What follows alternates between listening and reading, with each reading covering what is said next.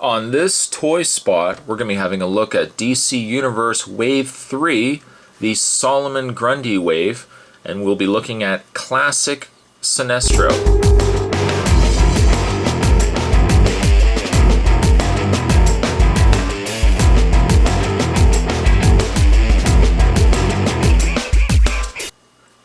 And I say Classic Sinestro because Sinestro also was released in the Green Lantern, or sorry, the Yellow Lantern Corps outfit as well. It was a variant to this figure. I'll review that guy separate, but like I said, this is the Classic Sinestro. Before we actually look at the figure, let's look at the packaging.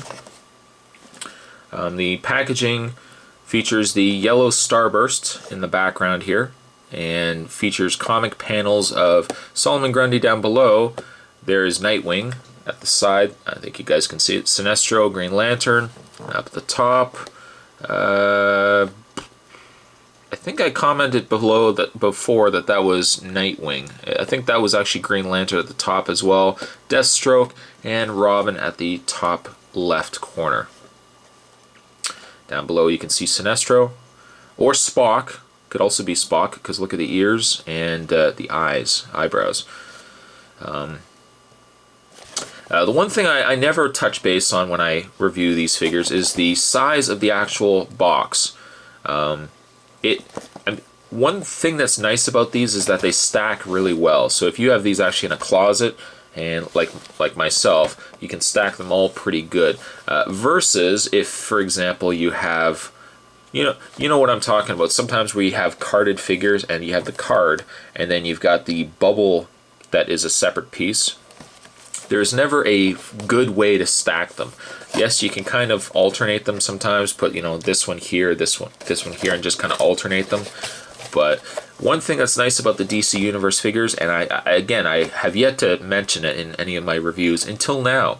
One thing that's nice is the fact that they're all pretty flat, so stacking them is certainly not usually a problem. On the back of this package, the other figures in this wave are Nightwing.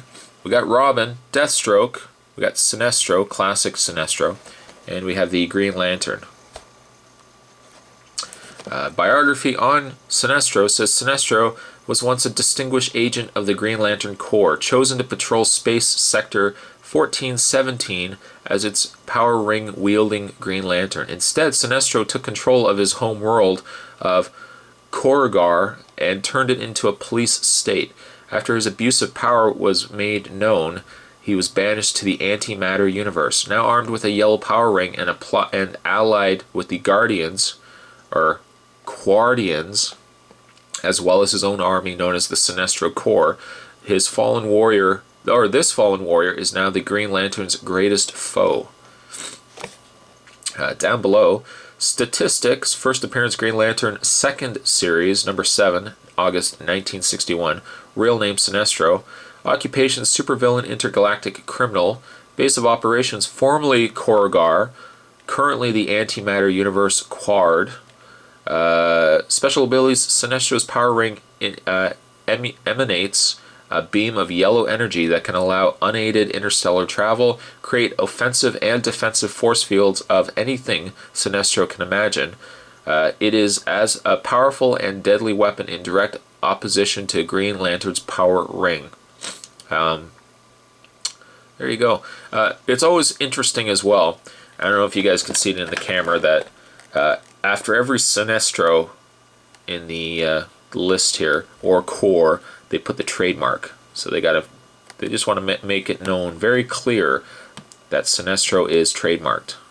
And if you didn't get it up here with Sinestro Core trademarked, you got Sinestro trademarked down here. That's legalities for you. But there's packaging on Sinestro.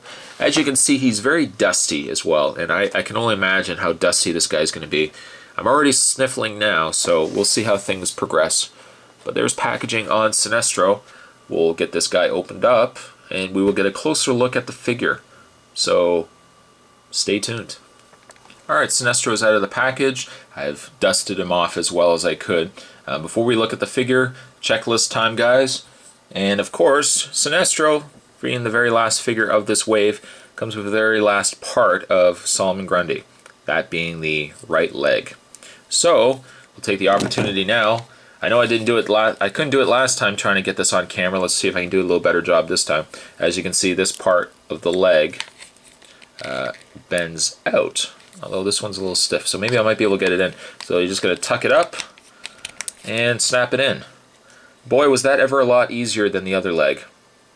And as you can see, Solomon Grundy is now finished. What a beefy character. A beefy figure indeed. We'll obviously look at this as a separate review, so stay tuned for that. Solomon Grundy is now finished. We'll put him to the side. Look here at Sinestro. I said Yellow Lantern Corps. Obviously, the variant to this Sinestro is the Sinestro Corps Sinestro. So there you go. Accessories that he does come with is his yellow lantern. It's not quite yellow, and I don't know if the camera's seeing this. It's more like a greeny yellow. I think it would have been nice if it was just a little more yellow than what this was. But it's a nice looking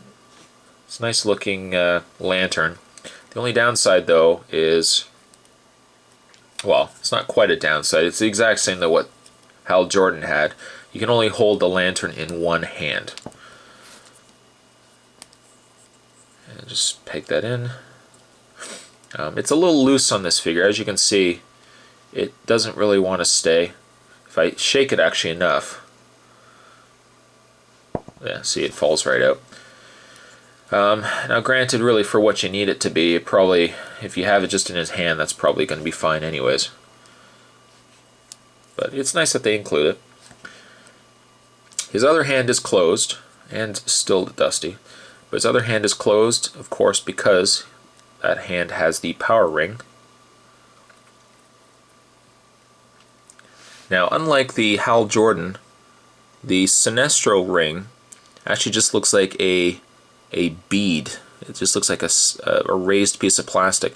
It's not actually flat. It almost looks, well, I think you guys can see it. See how it actually sticks up? I don't know why it sticks up as much as it does. You hear that? That's me sniffling. Curse you, dust.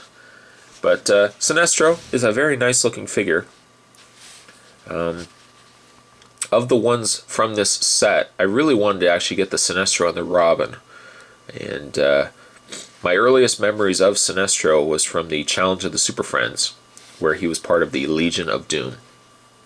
I mean, certainly he was a more comical character back in the 80s. It wasn't really until the Superman animated series that Sinestro seemed more of a opposing threat. During the, was it bright? I think it was the brightest. I think the episode was called Brightest Day. Was it Brightest Day?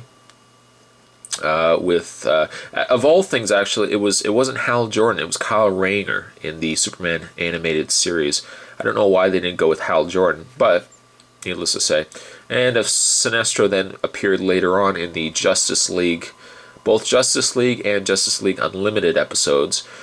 Also was featured in one of my favorite Justice League episodes was the Secret Society.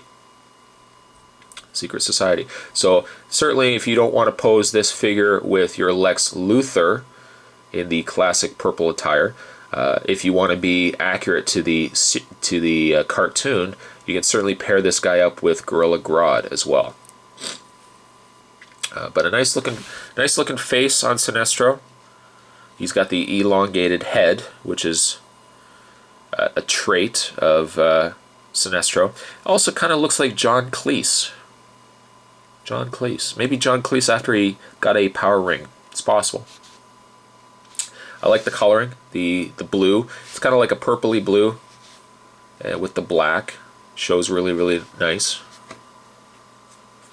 I have opinions of the Sinestro Corps variant, but I think what I'll do is I'll keep that for the actual review itself and just touch base on this figure only. He is smaller as well. He is actually a smaller figure than other Universe class figures. The Universe class figures tend to be just a tad bit higher. Sinestro is a little shorter. So Sinestro actually has his own body sculpt. One problem I have though is with a lot of these figures is, if anything, I've got bow-legged on some of the characters. The Robin had it, Sinestro had it here. It's probably nothing that a little bending and correcting won't fix there. As you can see, I'm sniffling a little bit as well. In the way of his articulation, he has the articulated head, which doesn't look like it wants to bend up and down too much. It might just be because of the way where the head is placed on the neck. He has the ball-jointed shoulders. He has the swivel bicep. You can bend the figure's arm at the elbow. You can swivel the wrist, bend at the mid-torso. You can rotate the waist, although this waist is a little stiffer on Sinestro, which is not a bad thing. You can bend the legs out, forward and back. You can rotate the thigh. You can bend at the knee and also bend at the foot. A very nice figure though.